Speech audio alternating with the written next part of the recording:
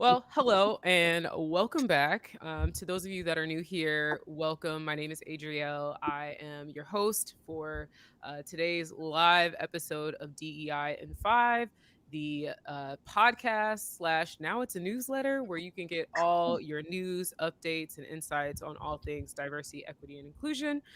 You can learn more at dein5.com. You can also find us on YouTube, Instagram, some other places. You're getting Hmm. what I'm picking. You're hopefully picking up what I'm putting down. I am joined today by two amazing DEI practitioners, strategists, consultants, coaches. They have so many titles under their belts, and I'm so excited to have this conversation with both of them. Caren Young, if you have tuned in to DEI in 5, you are probably familiar with her lovely bald head, Baldy Einstein. But she is joining me. So Caren is of the professional adult. And we are also joined today by Clarissa Clo. And is it Fuselier? I should have asked you this before. I always mess up You, names. you you hit it right out of the park. You silly is. Yeah. Yes. Okay. Ah, Got you, it. Because in my mind, I'm just like, oh, I'm inviting Chloe. I was like, wait, she has a last name too. But we are joined today by Chloe Fuselier of Inclusion.Logic. I will include all of her info as well as Karen's info in the comments below following our session. But I'll allow both of them to give a quick intro and then we'll get into our topic today, which is really unpacking your own isms to be a better DEI champion. So I'll let y'all take it away. You want to give some quick intros and tell us what you've been up to? All right. Chloe, we'll have you start. Yeah. okay. Yeah. So yes, hi, my name is Chloe. I am a DEI practitioner, consultant, and anti-racism coach. And I am, for those who may be visually impaired, I am a Black woman, full face, wearing glasses and red lipstick, and most of the time a smile. Yeah, excited to be here and to talk about isms. Yes. Um, yeah, as Adriel said, if y'all have been following us on DEI5, I'm here all the time. But for those who do not know, my name is Caren Young. I love doing the whole visual thing for folks who are visually impaired. That is something. That's one of speaking of isms. That's one Yeah. of my isms that I always forget to do. So I am a bald, dark-skinned Black woman wearing large black framed glasses. I usually, oh, okay, I'm always smiling, talking trash, and I have bright green long fingernails that you will see a lot because I talk with my hands. I am also the founder of the Professional Adult DEI Consultancy in Chicago, Illinois. My focus is on strategic DEI development and also the transition in management from being an individual contributor into management. Mm. Um, I am revamping both of those offerings and both of those things to more closely align with who I am and what I want to offer the larger marketplace. So we're in a little bit of a shifting session, but everything will be open soon, including books. So Awesome. So excited to have you both here. And again, I'm Adrielle. I too love that you did the visual descriptor. I always forget to do that, and I've heard a couple people do it. So I one of the things we'll talk about today, yes, are in terms of our isms and biases. But I too am a Black woman. I currently have blue denim colored box braids. I have hoop earrings. I am usually smiling, but I'm also very expressive. So you're going to get all sorts of facial expressions from me: eye rolls, side eyes, smiles, all the things. And hopefully Oh, that damn it. translates in how I write and how I speak as well so that people can get all of it. So, yes, excited to have everyone here. We thought it would be wonderful to have this discussion live. I posted recently on LinkedIn asking for folks' thoughts on topics to discuss, and Chloe made this wonderful suggestion of unpacking your own isms in order to be a better DEI champion. And it just stood out to me. And I was like, wow, I haven't slowed down in a while to really reflect on my own isms, my own biases. So when we say isms, we're talking about things like sexism, racism, ageism, all those isms that fall into sort of those biases. And, more often than not, I think from what I've seen, a lot of DEI practitioners, we are just sort of heads down in go mode, like, let me get this done, let me help this client, let me Mhm. coach this person, right? And we're constantly trying to do our best to help others not only identify, but also start to mitigate their biases. But how often are we doing that for ourselves? We are still humans. We are Mhm. still existing in this world, and I'm waving my arms at all this around us because this there's a lot going on all the time. um, and so I guess to start, the first question I have for you two is, how have you confronted your own isms and mitigated those biases? Just jumping in, deep question. Pull no punches. I love it. Yes. Yeah. I'll step in first if you don't mind, Karen. Absolutely. So in my journey, and I'll always kind of refer to it as a journey, right? Because we'll never arrive. It's an ongoing learning. I will say that sometimes that unlearning that bias can be quiet, and Mm, sometimes it could be very loud. And so, in terms of you know, getting a one that's kind of loud, like ableism has one thing that I had discovered that had been a little bit more loud, and which is some people can empathize with this, and this is why I feel that it's so important for us as DEI practitioners to remember these feelings, because this empathy does go a long way in our work. mhm, Of I know a lot about anti-black racism, for from lived experience and also education. And you get into that point where you can sometimes be very siloed into thinking that that's what you see and you don't see anything else. And it wasn't until I started moving into an environment, like when anti-black racism, I can talk about that a lot.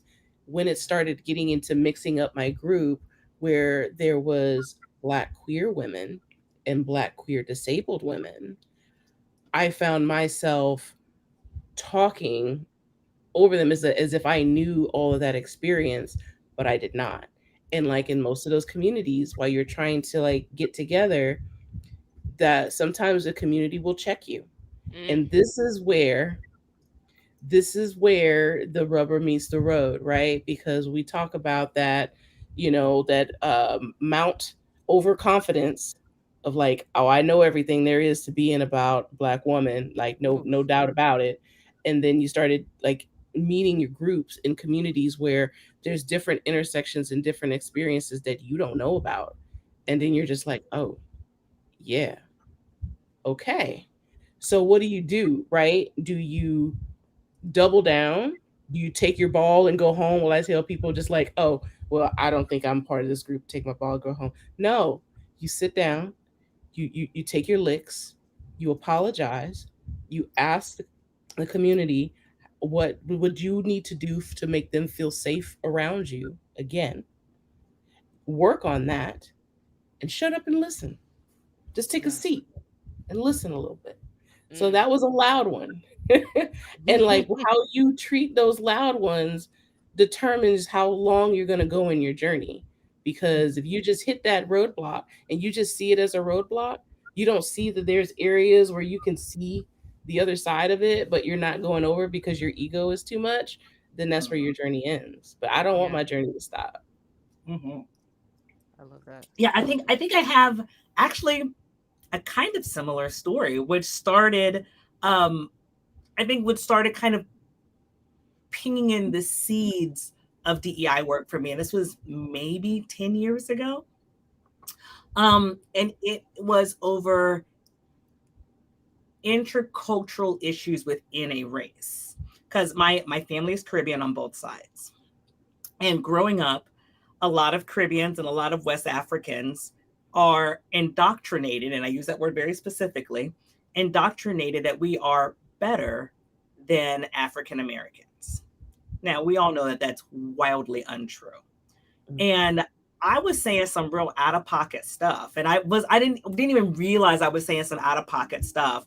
And I had a former friend literally check me, and she said something that I have carried to this day. She was like, "Y'all know y'all just got dropped off first, right?" Wow. And I was like, you're right though. You're right. You're right. You're right. You're right." And it's like, yeah, we were a part of the transatlantic slave trade too. We just got dropped off first. Mm-hmm. Yeah. And so realizing that has and realizing the shame and the work I had to do to get over my own bias. And again, that wasn't even a bias that I chose. That was a bias that I was indoctrinated with as from the time I was this big. But realizing that bias was transforming into really awful and hateful language. So like that was just kind of a little nugget in my head to make me start thinking about, like, as I move forward, what are the biases that I have? Like where am I saying some real out of pocket stuff? Mm-hmm. Yeah. So yeah, that was kind of one of my first isms that I had to work through. Yeah. I think for me, I had a really interesting upbringing that I think really impacted how I navigate the world and navigate my isms and my biases. Growing up, my neighborhood, everyone pretty much looked like me. And then I went to a school that was a PWI, a predominantly white institution, and I went there from the time I was, I don't know, 4 or 5 until I graduated. And so I was left defending myself in a lot of situations in both of those settings because people had these assumptions about me and who I was. Um, in my neighborhood, I always got the, "Oh, you're an Oreo. You talk white." I'm like, "What does that even mean?" Right? There were all these assumptions, and then I went to school, and people were like trying to talk to me like in what they considered like, "Oh, do you speak ghetto?" And I'm like, "What does that What even does that mean mean? either?" Right? And so seeing that and feeling that early on, it's like I built a level of empathy for people really early in life. And so now I catch myself a lot of times where it's like I've made a snap judgment or assumption about someone, or I've kind of felt taken aback by someone or something. And that's the unconscious reaction, right? Our Mm-hmm. unconscious brain is so powerful, but we also make isms, form isms based on our conscious brains too. We always talk about Mm-hmm. unconscious bias. A lot of it is very blatant. A lot of Yeah, things are very very much like upfront. you're conscious, you're aware. And so I think there's a level of intentionality that can come with it where yes, you have that natural human inclination to have that unconscious judgment, but you are also catching yourself and you're like, okay, consciously, what can I change or how can I perceive this group, this individual, whatever it may be, Mm-hmm. better. And for me, I think I've had to, one of my isms is kind of related. I've had to like come to terms with understanding the various ethnicities within the Black diaspora and how different we can be in our thinking. And as wild as the interwebs are, I tell you, it gives you a lot of insight into how people are thinking, how people are perceiving things, lived experiences, and it can be really insightful. And so I find that to be really helpful as well when navigating the space. And to close point, just taking a step back and sitting and listening. Because I'm like, I don't share. I'm a Black woman, but I'm not a Black trans woman. I'm not a Mm-hmm. Black lesbian woman. So I gotta sit back and listen. What can I do? Mm-hmm. How can I amplify you? I'm not a Black woman that uses a wheelchair for mobility. How can I help you? Right. So, Mm-hmm. because the world has been structured for an able bodied person. So, can I go the extra mile to listen and to do my Mm-hmm. best to support that group? So, just being aware and mindful of things, I think, is really helpful. But journey. I think we're gonna keep coming back to that word. It's always Yeah. a journey. Like if you ever feel you're at a point where you're like, "Oh, I know everything," you might need to go find something else to do. Like DEI Right. is just not it. Like Yeah. not it. I, Yeah. I also think it's really interesting that the through line between all of our stories Hmm. is not just sitting back and listening, but doing the work to come back to restoration. Mm, Yes. mhm, Like it's not just like it's being aware, It's not getting defensive. It's sitting back and listening, and then figuring out what you need to do to get back into restoration. Now, that all should sound pretty freaking familiar, because that's what we tell people to do in DEI all the time, is sometimes you have to take a cup, not a spoonful of your own medicine. Yep. Awareness, learning, action. That's been sort of my framework lately. It's very simple, it's straightforward. You bring awareness to it, and this applies to me to pretty much most things across the board in DEI. You become aware of something, you know what's going on, you understand the implications of it, good, bad, whatever. You learn, and you might not be necessarily learning from the people that are being harmed because they're tired already. So you might have to go educate yourselves, right? Mhm. And then you decide how you take action, and you make sure that it aligns to the needs of those people, not what you want to do and what you think is right, but what you Exactly. think, what they believe and what they've already stated is needed. And in many cases, lots of individuals and groups have said what they need over and over And and over. over again. Written it down for us some of the times, just like So just to many have it times, on a list. recorded it, taken a picture, painted it, drew Webinars, it, trainings, Yeah. banners across the sky. you know. So it's there, it's there. Um, what about current isms or biases? Are there any that you're currently navigating right now for yourselves? Mm-hmm. Rapid head nod. Class bias. Ooh, care to say more? Um, most of my career, almost all of my career, I have worked in lucrative professions. I started in advertising and I moved into software development. For me, those are the waters that I swim in, and those have always been the waters that I swim in. And coming out and starting my own consultancy, I had connections so that building the consultancy was not a terribly difficult thing for me to do. Mm. And over the weekend, we were having, I was actually in a grant writing class, and we were all kind of talking about our relationship with money. And I had mentioned the fact that, in my first year of my consultancy, I made 6 figures. And it was just kind of like, okay, you're kind of talking about just your numbers and your days.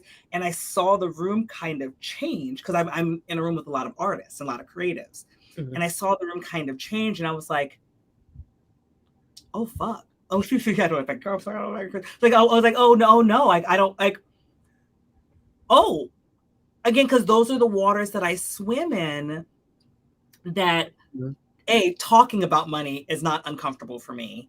Mhm. B, talking about a certain stratosphere of money is not uncomfortable for me. The access and class opportunities that strata of money provides is not difficult for me. Talking about my challenges within that strata isn't difficult. I mean, frankly, that's why I transitioned into DEI, because I was tired of being in software and being the only face that looked like this in the room.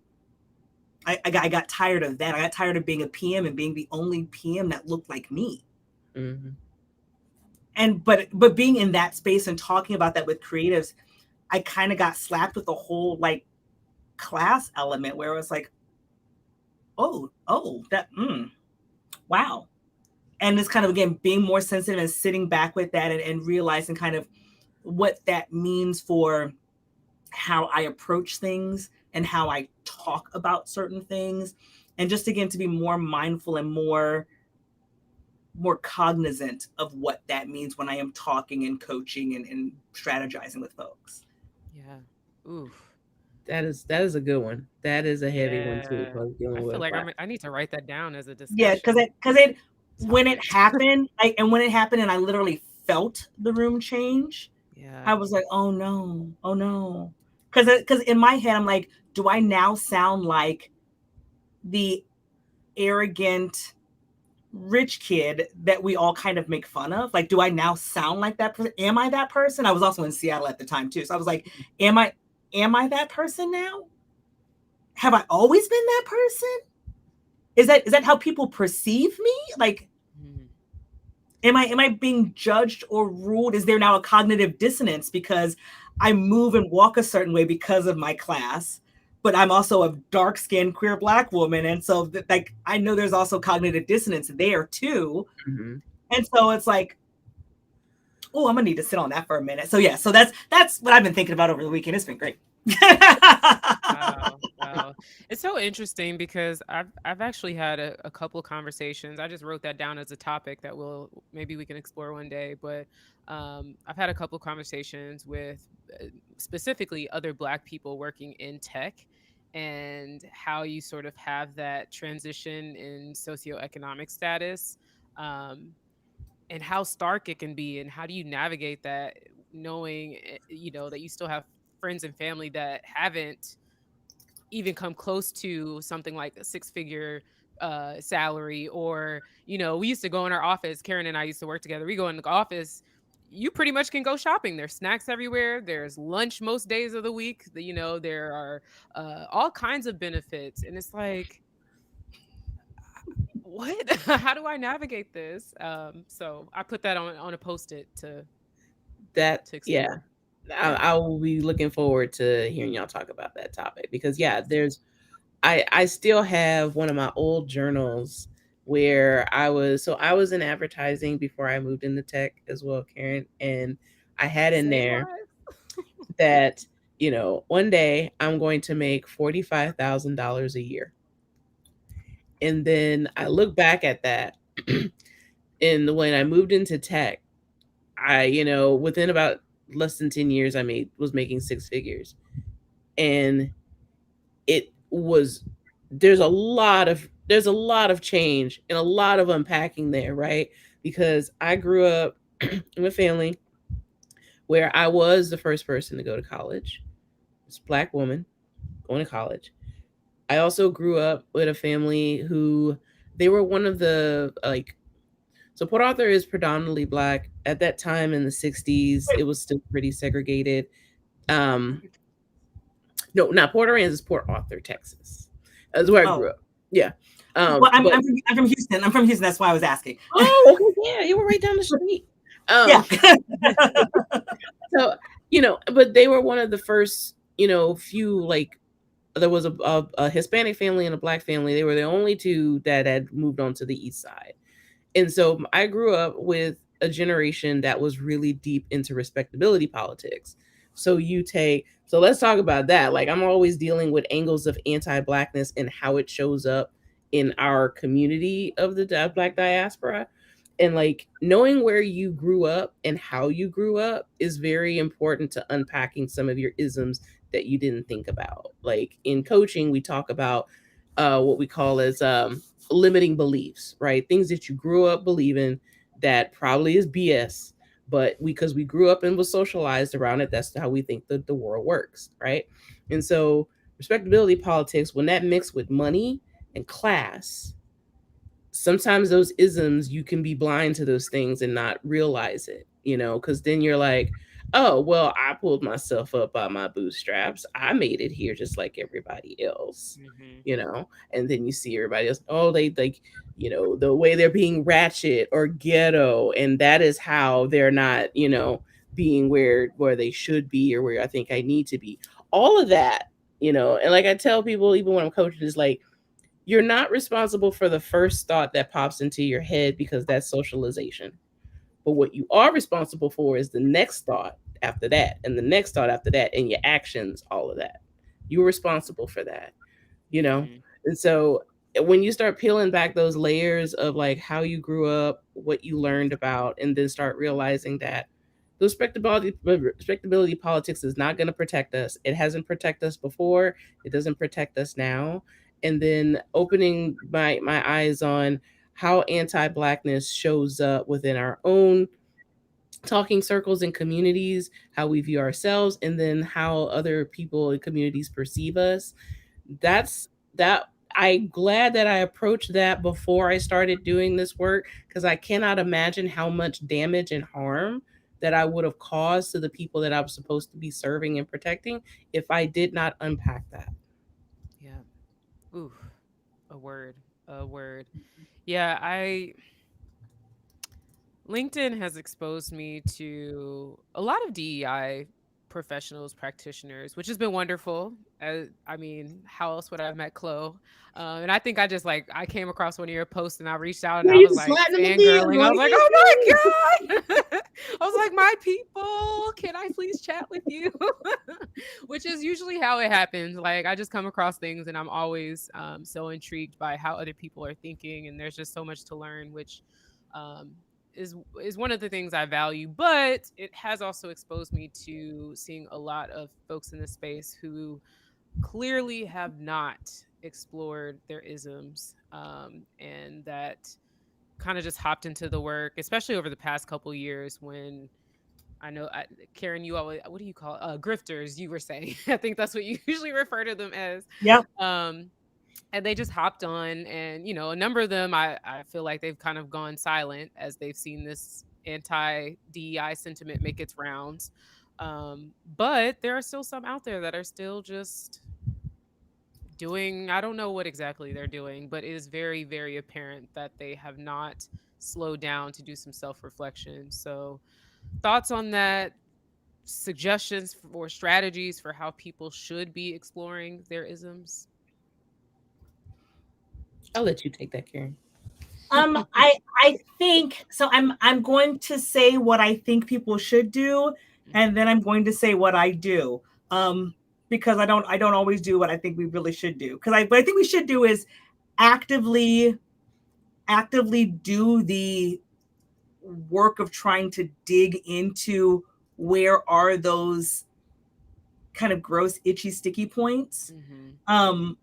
Like that's what I think we should do, and especially after like this weekend, it really is challenging me to look at what other spaces in my life and in how I interact and deal with folks am I also dealing with an ism that I am not aware of. But like Rumsfeld and whatever. But I love that how he talked about unknown unknowns, like you don't know what you don't know. Yeah.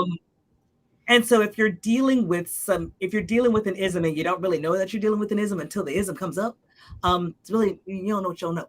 But I do think that, what you can do is start to, and hopefully this conversation is a jumping off point for some folks, start to look at some of the other vectors of diversity that aren't the big three and start looking at how that shows up in your life. Where are you when it comes to religion or non-religion? Where are you when it comes to class? Where are you when it comes to economic status? Where are you when it comes to family status? Like there's a lot of weird things that people have from how they grew up and what their family structure was or wasn't like, and that impacts how they deal with other stuff. And and I'm not saying stuff like you should be talking to your therapist about, but how was your family structure, and how do we look to recreate that in the work? Because I think we recreate family structures in our work environment all the time, and so if that's not something that you're accustomed to, then that's going to be a weird thing for you. But all of that said, dig into it, look at all of your isms for some of the smaller vectors of diversity, and then when it hits, it hits. I'll also add politics to that list since we have a major election coming up, and Yes. I often see DEI folks trying to avoid having conversations about politics. That's part of our You can't. world. You Oh, can't yes. avoid it. And now I mean there are certain folks who are making it impossible to avoid. I mean, Caren and I just did a live chat about those lawsuits against the law firms and the Fearless Fund, the Black woman led VC, and there are other lawsuits that are going to continue popping up. Spoiler alert, these aren't new. They've been filing lawsuits well before the ban on affirmative action. This has been a thing. Lawsuits against DEI programming and initiatives. So it's nothing new, but now it's gaining more visibility in media and it's being politicized. Not that it wasn't before, but just wanted to put that out there. Yeah, it got more open to a larger audience, so to speak. Yes. But yeah, it's always been here. Those have been doing the work before we knew that DEI really was what we called it. Who knew? Exactly. Some of us didn't. We just wanted to do the work, but it's been there. Right. Yeah, yeah. What about you? Any tips, strategies, advice? Yeah. First thing I tell people is journaling is your friend. We have gotten into, especially when I'm doing anti-racism coaching, one-on-one anti-racism coaching, is I implore people is that you are going to be processing some heavy things about yourself. You're going to be disappointed in yourself. You're going to be embarrassed. You're going to be ashamed. You're going to be confused. You're going to be hit with a lot of cognitive dissonance that you need some time to process. We have developed a world, unfortunately, where there's social media and there's a camera and there's like audio always in your face to feel like your opinion, as soon as it comes out of the hopper of your brain, that it's fit for consumption for everybody, and it is not. Mm, It's okay for you to slow down. It's okay to keep some things to yourself and process them in a space that you feel comfortable and safe in. Nobody's asking you to have your thoughts out on social media unless you decide to. But once it's right. out there, it's out there. Wouldn't it be better if you learn to kind of process this stuff on your own in a non judgment setting so you can unpack some of that? And maybe when you feel the itch to respond to something, do what us Weight Watchers say. Wait, ask yourself, why am I talking?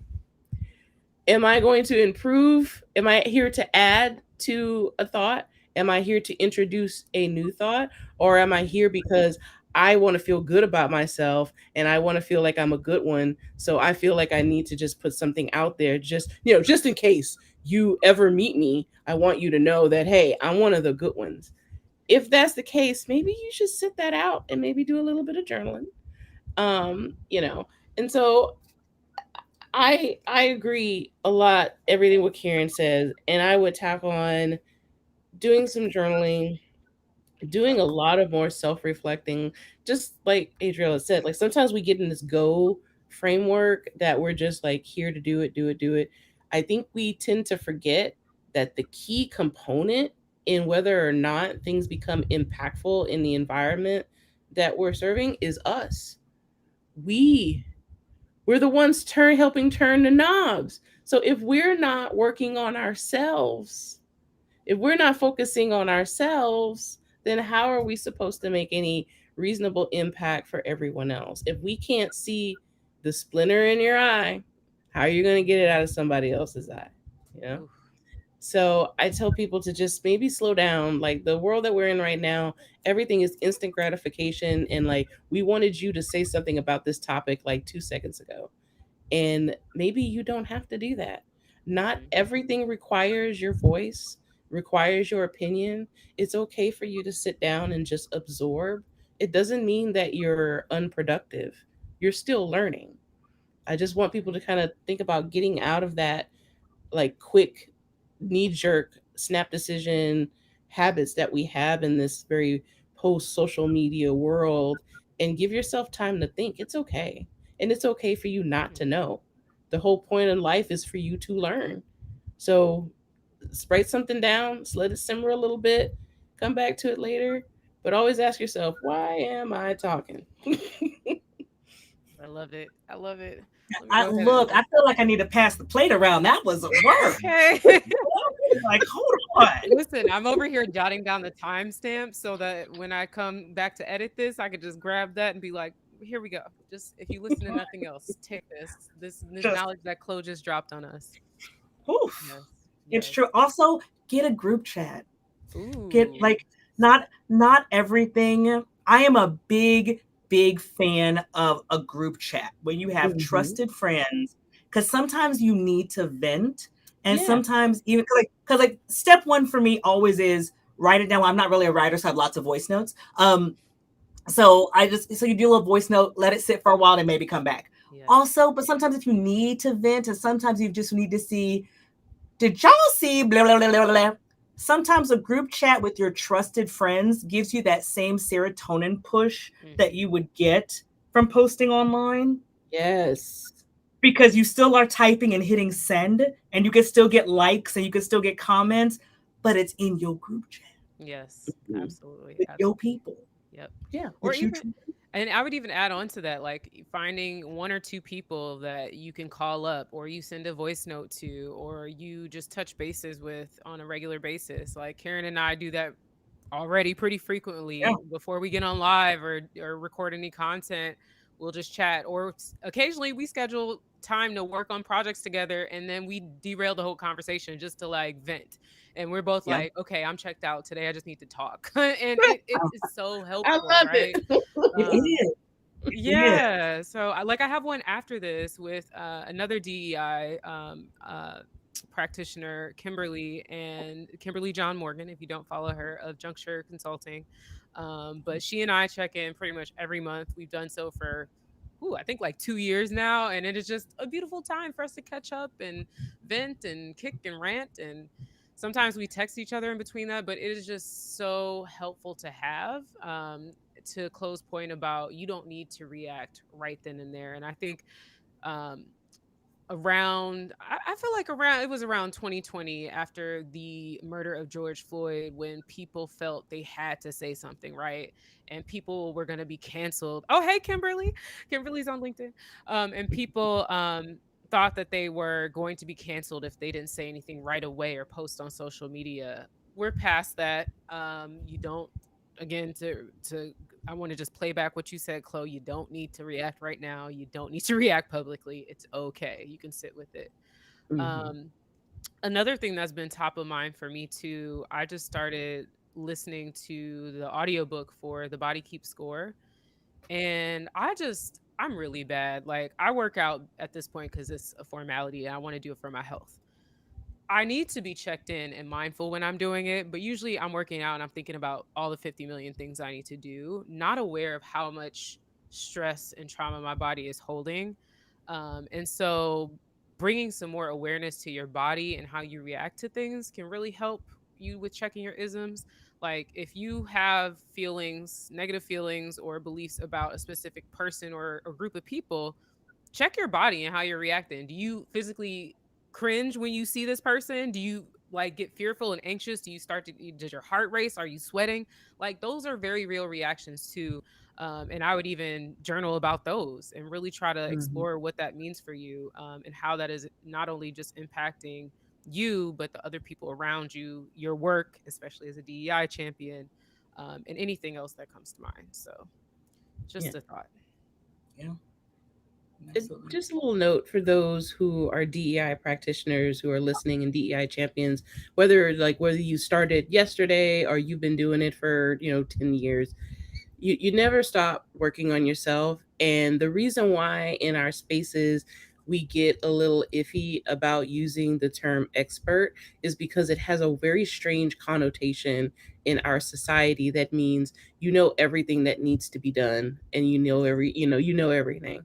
And there's no way in the DEI space that you could know every angle in every area of focus in DEI. It's way too broad. Yeah, It's important for you to kind of understand what you would like to specialize in, and we continue to work on that. And ideally, if that's something that reaches in part of your lived experience, all the better. Hmm. But also keep your mind open to where you are always constantly learning, and you don't put that expectation on yourself to know everything.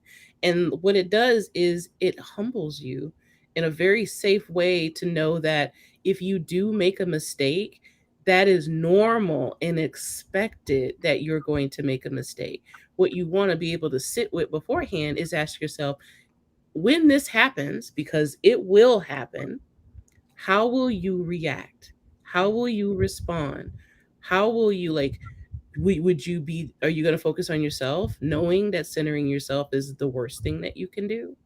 Yeah. When you're reflecting that on another community, like how are you going to make things safe for them? Like we talk about this word community, but I don't think we really use it in practice enough to understand that everything must be bigger than you in a community, which means centering yourself is anti community.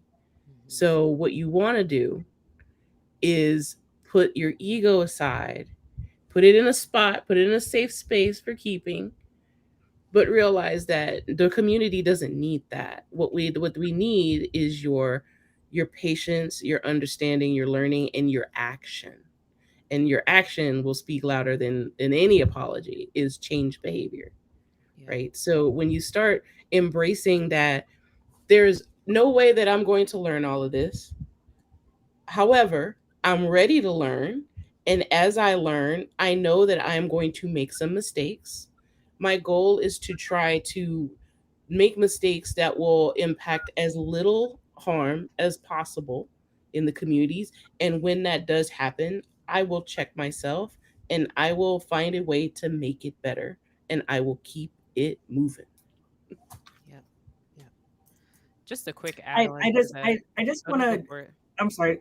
Um I just want to reverbalize something that Chloe said that I feel like really needs to be heard. And this might just be me, bitter party of one. Um, Centering yourself as anti-community. I just like that. That touched me deeply, and also I feel like I want to write that on business cards and hand that out to some folks. I think we're all aligned right here because the thing I was gonna say is I am really tired of the gatekeeping within the DEI practitioner space. To close point, figure out what you're good at and what areas you want to focus on. You cannot focus on every single thing, and that is okay. And it is okay to find people who do specialize in the things that you don't. For example, if a client reaches out to you and they want you to come in to teach about, I don't know, pronouns, and you don't know much about pronouns, not an ideal time for you to do a crash course and try to go brain dump and learn everything. It's Find not someone in your about network who you. is already well versed, who can come either co-facilitate with you or join your team, or you just pass them on. I can't tell you how many people I'm like have reached out to me and they're like, "Can you come do XYZ?" I don't do that. I would love to, but that's not what I specialize in, and I know that I would do a disservice if I were to attempt to do that, right? Like Mhm. anti-racism training, I don't do it. I don't even have the mental or emotional space to do it. So there's that. But I also don't have the education or the background to do it. So I can certainly touch on the concept when I'm educating in my workshops. But if you want a deep dive, here are three people in my network that I recommend that I know are going to do a service to this work, right? Same with anything else. And so I think we don't talk about it enough, but the gatekeeping, it is part of that anti-community sentiment. It does not help. It does not help. It does more harm than good. So I know I've been throwing some topics out here already, but please, yeah, can keep we them can we coming. flag can we flag that one as one? Because We I'm sure I'm can. I'm biting my lip in the back. I got a lot to say. If you have any, if you want to give us a TLDR, too long didn't read right now, feel Well, free. I have I many was feels around it. yeah, I agree 100% of what you were saying in that this is the reason why I would love to see more community between the DEI community because we're not behaving as a community. I'm just going to flat out just say that. Because when you have capitalism and you have social justice trying to be in the same pond together, you're going to get some problems. Yeah, And the thing is, we just don't address those issues enough into where we're thinking, once again, we're telling people, like, DEI is not a zero sum game, but we sure treat it that way in our spaces. Um, Mm-hmm. and that's not how it works. Like, that we can't do the same practice what we preach, people. So I would say that I love this. I would love to see more networking community between us because we can't do this work alone. yeah, And the goal is to make sure that we're serving the organization and the people who are looking to our help within it. It's not about you, it's not about my ego. If a client is asking me to do a training on transphobia, that is outside of my wheelhouse of expertise. I will run a more risk causing harm to those group of right. people in that organization by me trying to wing it because I Mm-hmm. feel like I want to be able to make an impact. That is not how I make an impact. How I make an impact is thinking above myself and say, I'm going to connect with people in my community who is much well versed to handle this than I am. And I'm going to help introduce and connect those individuals so that they can get the help they need. Yep. Right. And I know I mean, sometimes people are doing that because they're like, I need to get paid, right? Especially those of us that are consultants. And for that, I would say make sure you're thinking about ways to sustain your business and your well-being, right? You Mm-hmm. cannot, I wish somebody told me this when I first started my business 3.5 years ago, but it came later. But the best piece of advice is like make sure you are not relying solely on your hourly time to thrive. You never know what's going to happen, so figuring out, are there ways for you to build on some additional income streams, whether that's books, creating content, doing a part-time job that is completely outside of the realm of DEI, whatever it is, so that you are not causing harm because you're trying not to harm yourself by not being able to afford your bills or rent, because that's a very real thing. I mean, It is real. our society, our economy, have y'all Yeah. been to the grocery store? Like, it's real. So I understand that and why some people do those things, but Mm-hmm.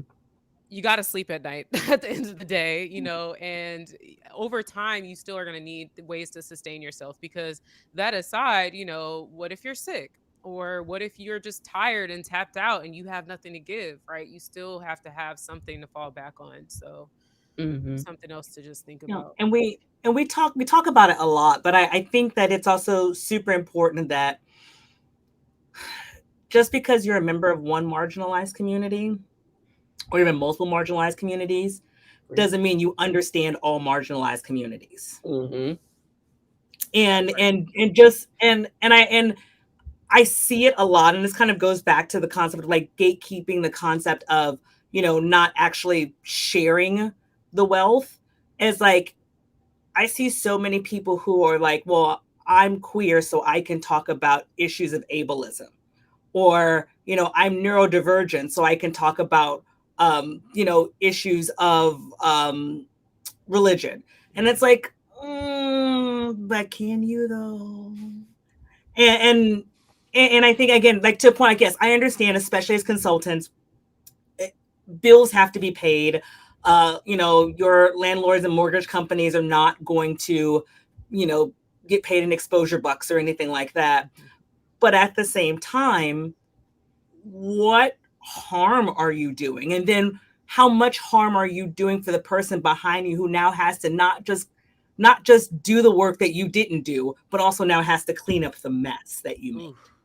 And you're now making it twice as hard. And I know we all have horror stories of times that we've had to go in after another DEI practitioner that was convinced they can handle whatever, and they couldn't. And now not only is the group in a worse place than they started, now you have to go back and do more cleanup work to fix the mess. And you've lost trust. It's Yeah. harder to get on. Buy-in is tougher. Like, you've made it more difficult for everybody. Yep. So yeah, it just, and again, knowing that also means confronting your isms. And some of that is also confronting your, and I don't know how to call it an ism, but I believe it is an ism, and that's hubris. And that's the hubris of thinking, well, because I know A, I know B, C, and D. Yep. So Twice yeah, I over don't I the don't yeah, I don't know what that's called necessarily, but I think that is something that we need to look at as an ism and work that through. But I we don't know what need Mm-hmm. it's to called. name it. Mm. Twice over the past, I'd say about month, maybe a month and a half, I have encountered potential clients who I've had introductory conversations with, who are like, we had another DEI practitioner, or even group, a whole team, and it's just me over here, come in, and they did this thing. It did not do anything for us. It was very generic. We have all these, they gave us all these materials. We don't know what to do with them. And everybody's still working in disarray. There's no psychological safety. There's no trust. What do we do? And I'm like, how are we still here? Why are we still just pushing out these cookie cutter, out of the box, one size fits all approaches? But then you Mm-hmm. want to use the word equity in your title. Like, Yeah.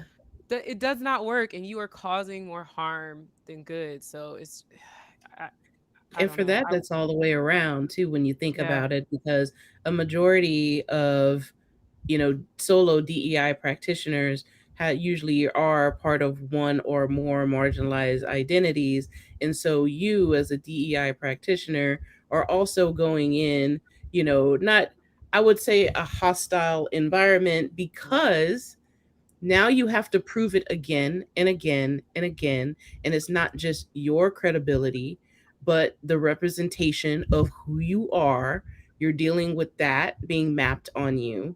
And it's a huge uphill battle to gain any kind of traction, in that space again, because once you've made that kind of impactful mistake that harms a lot of people are kind of hesitant, with due reason, to try it again. Hmm. Yeah. Mhm. Absolutely. Absolutely. I know we're coming up on time, and Already? we started on isms, and we took a little bit of a journey, but it worked. It It worked. worked. It came back I around. think they're all still connected. I think they're all still connected. Absolutely. I think the through line. Okay, so I'm gonna go ahead and pull my ad strategist hat Come on. through. I think Oh Well, yeah, the through, that's the thing we didn't tell Chloe. You also were working in advertising and then went into tech. I So, did. and y'all are yeah. Yep. both from Texas. I Yep. love it. Oh my god, are we the same person? Oh my god. But I think the ultimate through line is a few things. A, when looking at your own isms, the first thing you have to do is A, recognize that we all have isms that we need to confront. Yep. B, start looking at what those are. And if you're not sure what those are, start looking at some of the deeper vectors of diversity. Figure out where you are kind of in that section, and figure out why you're that way. Figure out if that's a physical reaction, an emotional reaction. Figure out what that reaction is for you.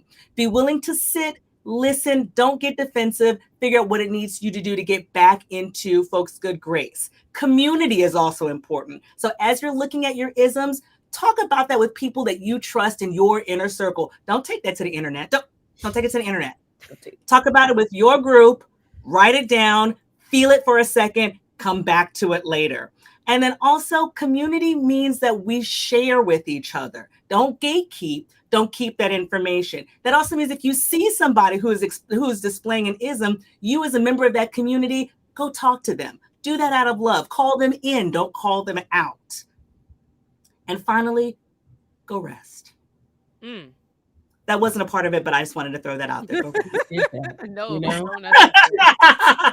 But I think that ties the through line of everything that we've been talking about, is that it still is all about the isms. And we've now looked at it from an internal perspective, from an external perspective, and also from a community perspective. So we've looked at different ways of looking at isms. And we've also given y'all some action steps on what to do when you confront those isms. And you should also hire us. You're welcome. Chloe, any final thoughts? If Karen had put so much of a bow on it, I don't, man, like, you are everything that Jerry's final thoughts wanted to be, but never, never quite hit that mark. You blew that out of the way. Baldy Einstein's final Thank word. you. Oh my gosh. Oh my gosh. Why do we always come up with great ideas during these things, y'all? And also, just as an aside, we are modeling the behavior of what community looks like. Like, this conversation is a model of what that looks like and what that could look like in a larger sense, where we're sharing ideas, cracking some jokes. We may not always agree, but this is community. This is what that looks like. Amen to that. All right. Last but not least, before we wrap up, Chloe, where can the people find you if they'd like to get in touch with you, collaborate, work with you, hire you, all that good stuff? All that good stuff. Yes. So for DEI consulting and building out strategies, you can reach me at Inclusion.Logic.com. That is my website. For those who are interested in coaching and one-on-one anti-racism coaching, I am also a life coach. This goes to Adriel's multiple revenue streams. You can reach me at lifecoachchloe.com. And finally, around community, I am finally just kind of going all in and trying to create a DEI practitioner community and business directory for folks like us can be seen and also be able to help network and collaborate. And you can reach me and sign up for that community at deipraxis.com. I just signed up the other day. I Oh, dropped all the links in the comments, so feel free to check that out. And Karen, how can we reach you? again, drawing on my branding background, you can find me everywhere at the professional adult. Just Yeah. you type in the professional adult anywhere, I'm gonna pop up. Love it. Awesome. And as for me, I am at Adrielle Parker everywhere across the board. You can also find me under DEI in five. Five is spelled out. We're on Instagram, LinkedIn, YouTube, all that stuff. So give us a shout if you'd like to work with us. And we thank you so much for joining us. We hope this conversation was insightful. And I look back to seeing y'all here next Thursday, same time, 12 p.m. Eastern. All right, y'all. Until later, thanks so much. Bye. Bye. Thanks.